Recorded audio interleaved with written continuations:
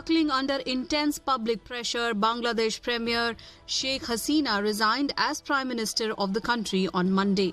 Her resignation followed massive student-led protests against a controversial quota system that guaranteed up to 30% of government jobs to descendants of the 1971 war veterans. This is a disconcerting development. But at the same time, this is for the people of Bangladesh to decide how they wish to be run and how they wish to be politically moved in that. But today, the army is taken over, and apparently we understand that some kind of interim government of technocrats will be formed, and that government will run the country in near future, and hopefully the elections will be held, because that is extremely important for the country. Because if the army continues to, or wishes to continue in power, like it does have a history of coups and others, and then we might see a bigger problem in the country and the region. The protests began in late July after student activists at Dhaka University clashed with the police. The anti-government protests quickly escalated into a nationwide movement. Protesters demanded the scrapping of the law, which they claimed was discriminatory, and called for the introduction of a merit-based system in government recruitments. Critics alleged that the law unfairly favors supporters of the ruling Awami League party led by Sheikh Hasina.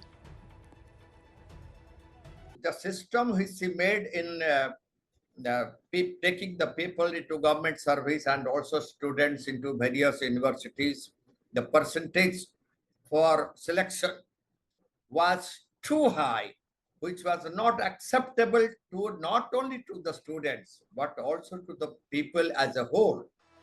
The daughter of the country's founder, Sheikh Mujibur Rahman, Sheikh Hasina ruled Bangladesh for close to 2 decades over separate terms. She responded to the protests with violent force, resulting in over 300 deaths across the country, including 99 on Sunday alone. Well, it's very worrying. First of all, as you know, some 300 lives have been lost since the 1st of July when the trouble started. And that's already been a matter of grave concern to all of us, because Bangladesh is our neighboring country. The people there are our own brothers and sisters, or cousins at the very least.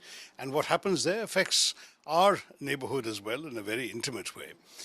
Bangladesh is a country surrounded on 3 sides by India. Don't forget that. So that's an extremely important concern. India faces a dilemma with Sheikh Hasina's departure, losing a trusted regional partner. This comes at a sensitive time as India is already dealing with tensions on the Pakistan border, a standoff with China in Ladakh, and volatility on the Myanmar border. With her resignation, it remains to be seen which direction the country's politics will take. Meanwhile, Bangladesh Army Chief Waqaruzzaman announced on Monday that an interim government will be formed to run the country.